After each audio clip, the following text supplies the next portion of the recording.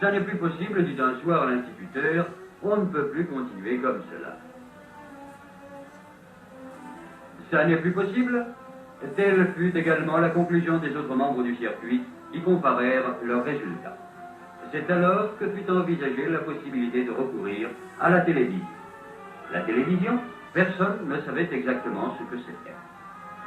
Et lorsqu'un beau jour, les habitants de Logentel virent arriver une camionnette qui débarqua un matériel barbare, ils se demandèrent réellement à quoi pouvait bien servir cette espèce de perchoir aux pigeons que l'on dressait vers le ciel.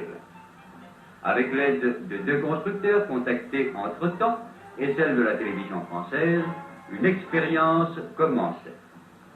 Après une première vérification de la possibilité de réception de la télévision à Nogentel, il s'agissait de réunir la population du pays et de leur proposer d'acquérir collectivement un récepteur de télévision utilisable pour tous et fonctionnant régulièrement dans l'école.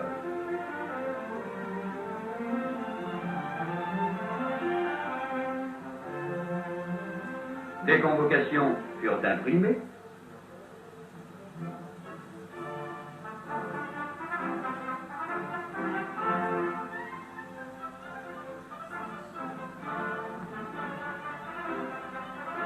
Portées à domicile.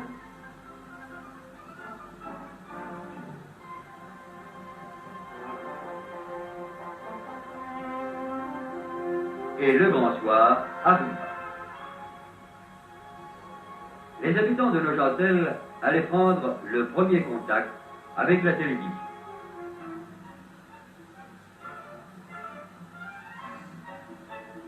Mais au fait, qu'allait-il voir? Des images apparurent. Il y avait bien quelques parasites par-ci, par-là, mais vraiment la télévision, c'était quelque chose.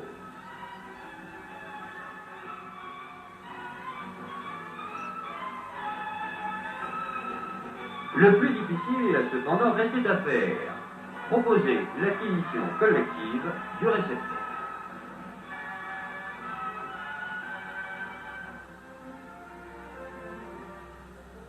Et voilà. Mais un récepteur de télévision coûte relativement cher pour le fabriquer. Et si, ensemble, vous voulez envisager de l'acquérir, et si vous estimez que ça vaut la peine de faire un effort, alors vous pourrez tous suivre régulièrement les programmes comme ce soir. Bien sûr, c'était tentant. Dans le café de la commune, les joueurs de belote se réunissent comme chaque soir, indifférents aux problèmes de ce monde. La belote, c'est sacré.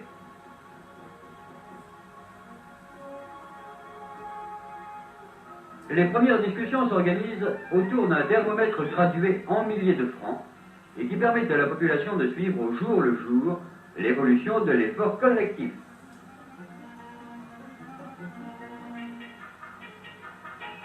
Sceptiques et enthousiastes s'affrontèrent et la fièvre commença à faire son apparition.